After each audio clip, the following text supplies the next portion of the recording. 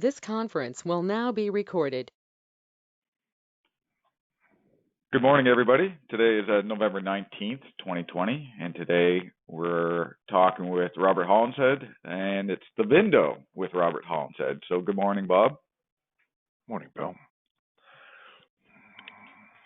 Now, today, where are we going to go with this today? I know we've been talking a lot about the vehicle's desirability, using the tool to uncover it, and then I was kind of, maybe bugging you. I was bugging you about, dealerships when they're getting ready to wholesale vehicles.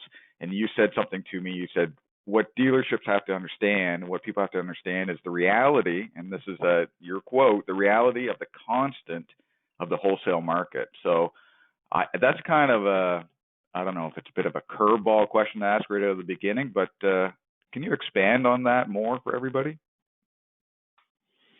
Well, I guess it's not like we're pontificating where we're telling people they have to understand. That's the most disgusting thing in the world. When say what you're going to listen to. No, our point of view and our suggestion is that from a retail standpoint, it's kind of different than a wholesale standpoint, where the wholesale market it's real. Where like when I say it's real, it's kind of like the stock market, right? You can't change what something's actually worth because you want it to be that way. With retail, it's a little different because you can sell the dealership in a greater warranty and great salesperson, all the rest of it. And therefore, there's a possibility of getting lucky. Not getting lucky, but, doing all the things right, make somebody feel good. Everything's great. And you can potentially sell a car that, let's say, for instance, that same unit in the broader wholesale market actually is revealed. It's kind of like, the proverbial derobing the emperor, right? In other words, we were just talking before everybody got on about, how the market is this and that, right? So what we're seeing in this post-hyper crazy insane market, where people now have all recognized the fact that we're back to reality. In my estimation, we're a little bit beyond reality, where the actual characteristics of the car can't be hidden based on hyper need for purchasing cars just to have cars, right? We're no longer there. We're now at a point where a car with a touch-on facts and a silver one with no gear turns out to be, even though it should be worth X, it turns out not necessarily to be worth X, because it can be that when you look at the aggregate number of units in the market, and it turns out to be, 5,400 cars that are similar to yours, and you happen to have a, like an off color with no gear and maybe a touch on facts and maybe dinky wheels. You follow me? What you really have is you're trying to sell a townhouse in a sea of townhouses, and you're the one that has nothing inside. You got no hardwood floors, you got no fireplace, you got no marble, and you're trying to get market value. No, it don't work that way. It just doesn't happen to work like that. The probability of getting lucky in the wholesale market is not the same as getting lucky retailing cars. You know what I mean? We're dealing in the same commodity, but the probability of luck, particularly, so obviously it's converse to that when we're in a wild market like the middle of June, July, August, right? Wild. It doesn't matter what you have. You got like a turd, throw it up against the wall, boom, brings wild money. That's not where we're at. Now, it really does matter. I'm going to give you an example of what I'm saying. Talking to a Ford dealer yesterday, and he's perplexed with his managers and this and this and this. So we start going through the inventory with him. And what happens is, when you look at, a Ford F-150, right? There's 87 varieties of that, right? But then when you look at a base Ford F-150, and the fact that there happens to be 17,000 of them in the marketplace, and you got a nice looking car with 16,000, but with nothing. You got nobody. You got nothing. It's just sitting there. It's just like no wheels, no gear, a cloth, no nothing, no power. Next thing you know, when you think about it, the question is, how do I sell this car? And the answer is, I don't know, but let's think about how you got the car. Now we look at the let's call it the listing history of that unit, right? So sold new someplace, and it says 39.5, right? So 39.525, and it was in stock 42 days when it was sold. Now here it comes, and here it is with 17,000 miles, right? And you look at how many there are, and you look at how much. Well, if you did your normal, how many there are, what they are, price to market. You could price this car to any place in the market, but here's the deal: the previous dealer before it was purchased, I think it was actually purchased on Trade Rev. The previous dealer was asking, let's say, 29.5 for it for 132 days before you bought it, and now you're asking 33.5. So when you think about it, the tool reveals if the car was in the marketplace previously, who had it and for how long they had that unit, right? And then when you look at how many there are, and now you're trying to get more because you bought it in the open market, you brought it back, you certified it, you put it in front line, you're doing the right thing, you're pricing it at the market, trying to sell it for less than it's worth. But the unfortunate reality is it turns out to be where it's not less than it's worth because you're a pea in the pod. And what you don't have is an exit strategy. You see what I'm saying? So the question from the Ford dealer is, well, what should I do with this car? My answer is, now that you already had the accident, I don't really have I don't know how to repair your car without without sending it to a body shop. In other words, that's an analogy that would be if you used, let's say, a little bit of car IQ, automotive IQ, to understand the pedigree of the unit before it came into the marketplace. So you feel confident your dealership's better. I understand all that. And you're going to be able to ask $4,000 or $5,000 more than the dealer that has priced this car in the market, drop the price. Then you bought it from them, and then you reinflate that price to try to put it to the market, and then you're going to be the lucky cat that has a brilliant salesperson that's going to smash somebody with that car. Basically, you're saying if I flap my arms hard enough, I will fly. And my feeling is, no, it's not necessarily true. So this isn't something that we invented. It's not something that's new, and you need inventory. So you're going to stock cars, and you don't have any of this or that, whatever.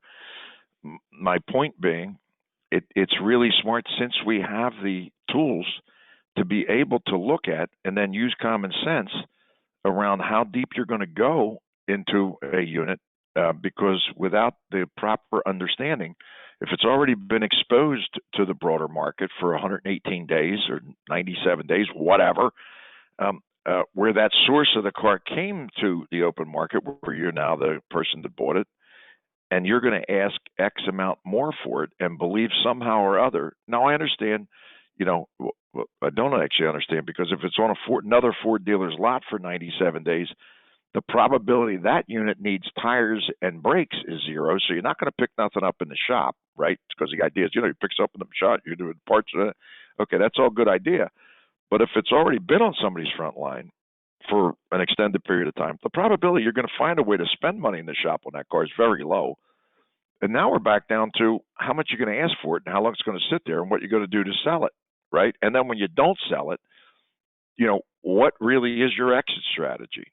You're timing out now 60 days into that silver, nobody, good looking, really nice, clean unit, but with no eyeball, no appeal, let's say, no curb appeal, and 5,000 other ones just like it in the marketplace. I honestly don't know what to tell you to do with that, because if you do put it on the point, it's not stopping traffic, that's for sure. So it's then a question of how deep do you go, and then where the convergence of you need inventory, and then at what point do you just close your eyes and push the button and say, I'll take it, right? As long as you're doing it with the awareness that is kind of like, it's not completely Russian roulette, but it's maybe one bullet in the chamber Russian roulette. You follow me? Because you're going to have to get lucky not to take the pipe on it, right? See, it's a little different when you have something that there isn't anything of, something with, like it's standing up a little bit. It's got a little something appeal to it, some kind of appeal, like an emotional thing to that unit. And I can only tell you this, it carries through to the few million cars we've sold on the auction block. How you actually get that unit to the next level to create, let's call it an aggregate of appeal where numerous potential buyers would be interested, and therefore creating a desirability around that unit that creates value. So from a retail standpoint, you can't say that it's unrelated in that regard. What exactly do you do to a unit in order to make it appealing where somebody specifically is interested and potentially have competitive interest from other salespeople that may have, Jesus, look at this, bingo, next thing you know, let's call it the desirability of the unit has been bumped up a notch or two. Does that make sense to you, Shawnee? I don't know if I answered your question or not, but that's what I think would be relevant to the direction you were going there. Yeah, no, 100%. And so what I see is, so a dealership has this particular truck and they've dropped their price down to almost a cost, right? And then they go fire it into the wholesale marketplace, and the buying dealers are sharp enough to see, it's like, well, let's check this vehicle. Well, they could be. They could be. You see, right. my suggestion is, Sean, that with our tool, you actually can be sharp enough. It doesn't cost you a penny. All you have to do is take a peek at where it's been. It's kind of like what we call the pecker tracks. In other words, where's this unit been floating around, right? Is it something that hasn't been in the market, or is it something that's been laying? It's kind of like saying, I got really great cars for you. Here's all the cars that my salespeople are walking around, and they couldn't sell. And boy, is this a great unit. You follow me? That's kind of like what we're revealing when you're looking at the tool and you got the extension on, and you're examining where it's been and what it is, and then why you believe, of course you'd never admit it in the public, why you believe you're so much better at what you do than the dealer that couldn't sell it, to say, yeah, I can overlook that. I'll pay all the money for it, and I'll ask $4,000 more for it, and I'll sell it. Listen, we're car dealers, so I believe guys could think that, right? Or you're in a better location to sell it, or you're a different brand, and this is an off-brand car and all the rest of it, right? But it's a thing where if you leverage that just a little bit, right? I think it's very helpful. I'm going to give you a perfect example. I think it's a perfect example.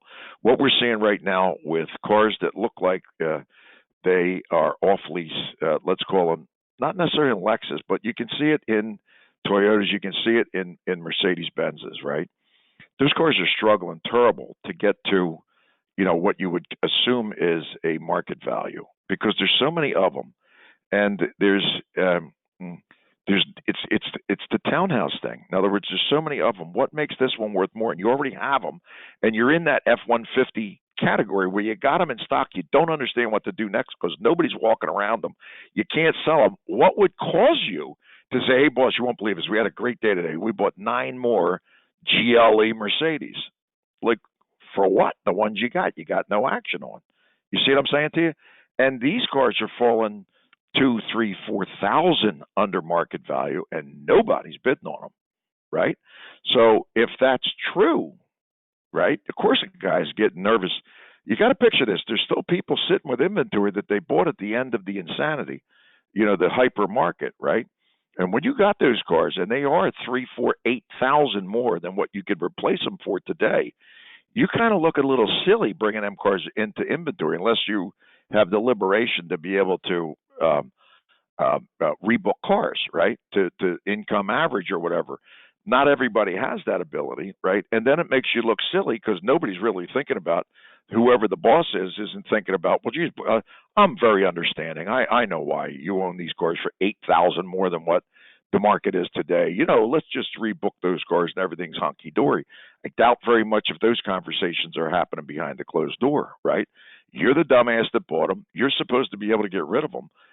And now you got, I would call it like a little bit of a shaky boot going on, picking off another one, especially if it happens to be crystal blue without a pano and with dinky wheels. That car turns out to be an Amorphodite, again, unless you're in a really lucky marketplace where you have credit rats that they're not buying a car, they're buying your approval. But that's not happening on a $34,000 GLE. You see what I'm saying? So it's like it's a weird time. Plus, you add to that, what it looks like we're going to go through another shutdown, right? If we go hit another shutdown, I think there's a couple things that are good. We learned how to deal with the shutdown. right? So we did that, and it seemed like it's okay. Masks are on, and fewer employees, and everybody's multitasking, and we're selling more, and it costs less, and all that. I got all that part. So we're not going to have to learn how to do that again.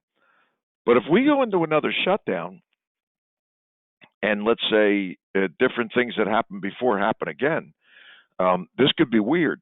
And what that really is going to do is put more pressure on these cars that currently are halfway unsellable. The only thing I believe that could come to the rescue, which is a disaster for society, but an unbelievable gift to the car dealer, is the factory shutdown. The factory shutdown, and next thing you know, we got another scarcity of cars.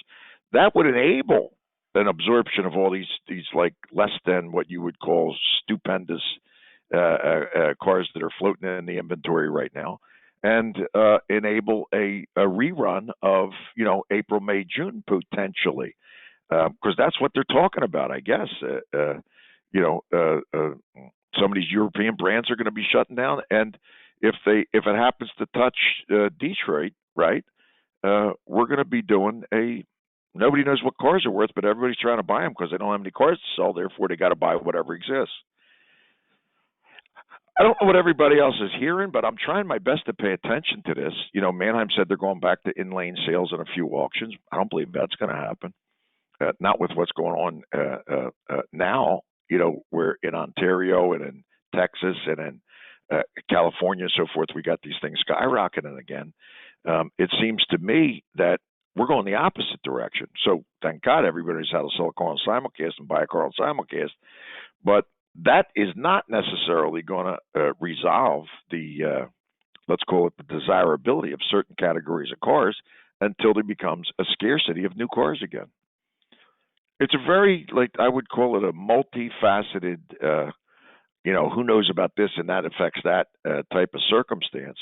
But the direction it's going in, and in particular the way I see this market right now, it's and when you actually calculate the number of no sales that are going through auctions, you're back for a car that's 20,000 north for the average consigner. You're back to a 30% conversion rate. That doesn't work. That's not a functional circumstance. It's no good because you're trying to liquidate. You can't get the job done. That causes constipation. Constipation causes insecurity in the brain, and it's not good. It makes everybody else second guess. Well, if he ain't, why ain't I? Right? He's not buying. Why should I buy? And that's in the back of the mind because we all know the ego of a car dealer wouldn't allow anyone to ever admit to that. But there's a subliminal rub-off effect, in my estimation, with that circumstance. There's a couple little spots. It's a guy on here just talking about trucks. Of course, trucks are insane. Of course, they're crazy, and they're staying crazy. There's no question about that. And let's say, for instance, these exotic cars are absolutely insane. If you got good R8, you got good Ferrari something, you got something like a good one, they're bringing more money than they ever brought in the history of the world. It's unbelievable. Doesn't make any sense. You bring a Wraith on the block, you're looking for 230, brings 262. Dealer was asking 255 retail. Makes no sense whatsoever. So, like a lot of other things don't make no sense, those folks handling those cars and the people looking for those cars doesn't seem like it's affecting them as it does a 2017 Corolla with a bad Carfax and 52,000 miles. It's like a little bit of a different thing. And MMR says it's 10.5 and you can't get 87.50. That don't make no sense. That's completely anti-logical. That's never occurred before, where the greatest remarketing car that ever existed, a Toyota, becomes a little bit of a Hyundai in that sense. It's a little difficult to sell.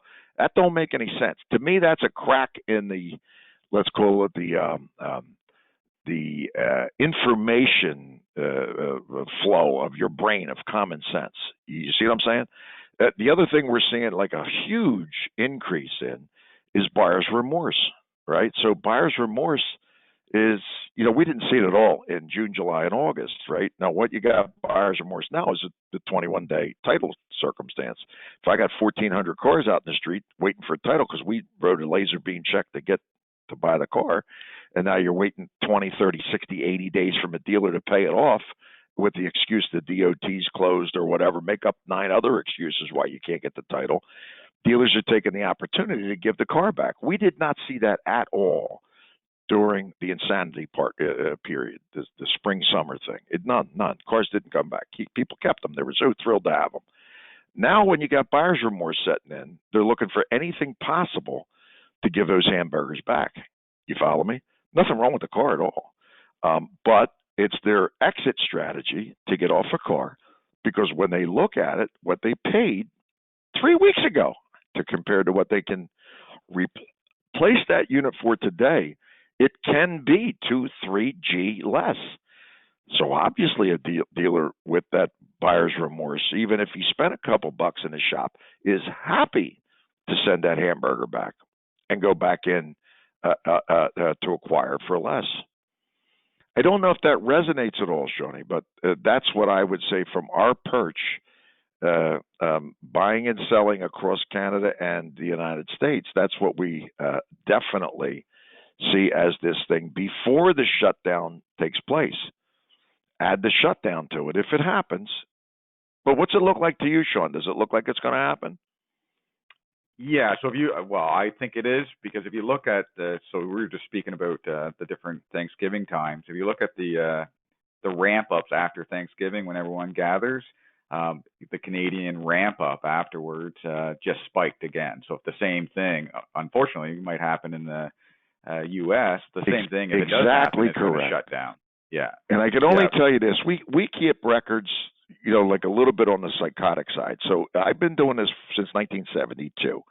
There hasn't been more than 1 or 2 years since 1972 in the wholesale business, since Thanksgiving is always on the Thursday of November, that the first sale of December isn't the best of the year. It's every single year. It's the best auction of the year, right? We've had as many as 1,000 cars at the auction and sold 1,000 cars on a day, where you would, because you missed a sale, and therefore you plow them in, and consistently, it's the best auction of the year. You follow me?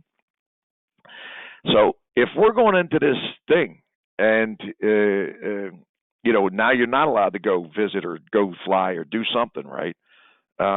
And now you're sitting there looking at your inventory. It's going to be very interesting to see how this reaction is. So I think it's going to tell a lot about the attitude of, the state of affairs in terms of dealers, how they feel about business, how they're actually aggressive or recessive about certain circumstances, and how willing they are to go out and add to their inventory. It's going to be an interesting little shot. Now that everybody on all the media everywhere says you're going to stay with concrete in your shoes, you ain't going nowhere, right? We're blazing new territory here, man. For all of these reasons, I believe what we offer to dealers is a level of transparency to enable their common sense to, again, never to dictate, but to enable different points of view of how you're looking at any piece of merchandise, and then what you're thinking about doing with it after you own it, right? By the way, the OBDs are being sent out to dealers now, and the guys that and girls that are actually leveraging it are absolutely in love. I don't know if you got yours yet, Sean, but when you see it and you plug it and then you think about it and how it uses a different level of transparency to communicate with the consumer, or in your case, in a dealer-to-dealer circumstance, the ability to talk your way out of fact is no longer available, because everybody has the same capability of seeing what's true and what's not true about a vehicle. Prior to trading the car, you're going to be able to have a conversation with the consumer to help them understand that the car has heart disease, or it has lymphoma, or whatever, from an EKG standpoint. In other words, it's got an EGR valve, whatever. These are things that we've, as dealers, have always just said, well, make a deal. Yeah, you make a deal, and then after the deal's done, you start welding yourself into the car, because you already welded yourself, but because you did it without the knowledge of what the car truly was before you traded it. And not to hound on that, But when you think about it, it doesn't stop you from stepping on your foot, trading it for more money. But you're doing it knowing that you're doing it, as opposed to just put it all on red. Yeah, put it on red. Roll the dice. Go ahead, let it rip. Right? It's a different level of transparency. Now look at the pedigree of the unit. Understand it was in somebody's garage. A different car than something's. All of these little touch points. Understanding what common problems mean to a car, right? Where you leverage that and you disallow yourself or your team or your group or whoever, your salesperson, from welding yourself into inventory without any type of factual reference. See there, we diverse, Johnny, but it's so important, in my opinion, for people to understand what's available today and how you're able to use it, to not plow yourself into stuff without the information. It doesn't mean you can't. You can still pay too much. You can still do whatever you want. You're just doing it with knowledge of what happened. You see what I'm saying? And I think that's our goal. Basically, one of our main goals is to enable all dealers to have that level of knowledge, and therefore sensible communication when they're buying, selling, trading, renting, stealing, whatever they're doing with cars. That's a great way to finish it. I love, if everyone if they don't have the Chrome extension, the VIN-dow with Accu-Trade, you have to get it, because like Bob says, it'll already show you if the vehicle's been exposed to the market already. And what is your exit strategy if that's the case? And if you have to get that vehicle to the next level, what does that actually mean? Trying to retail out of it. So just huge. Make sure you get that extension. So, Shawnee, just so you know, if they have Accu-Trade, they already have the extension. They just have to install it. Doesn't cost a penny more, right? And it's live on all marketplaces. So when you're looking cars and you got that thing popping up next to you,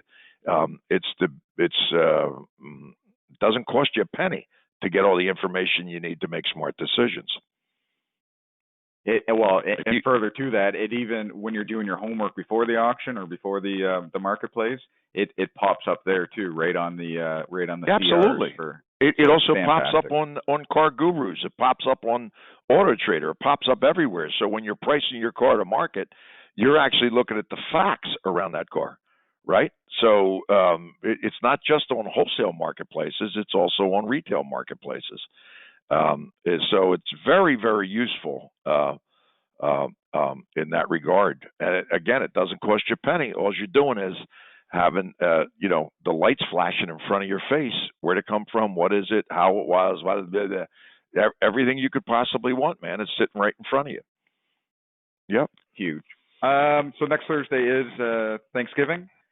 So are we going to take a week off, Bob? I'm sure you're basting the turkey or something, or not me, Daddy-O. I'm good for the Canadian crew. You follow me? I'm good up there, brother. You know what I mean? Good. So hopefully we'll see everybody next Thursday, same time. You got it. That's it. Have fun. Thanks, everyone. Thanks, everybody.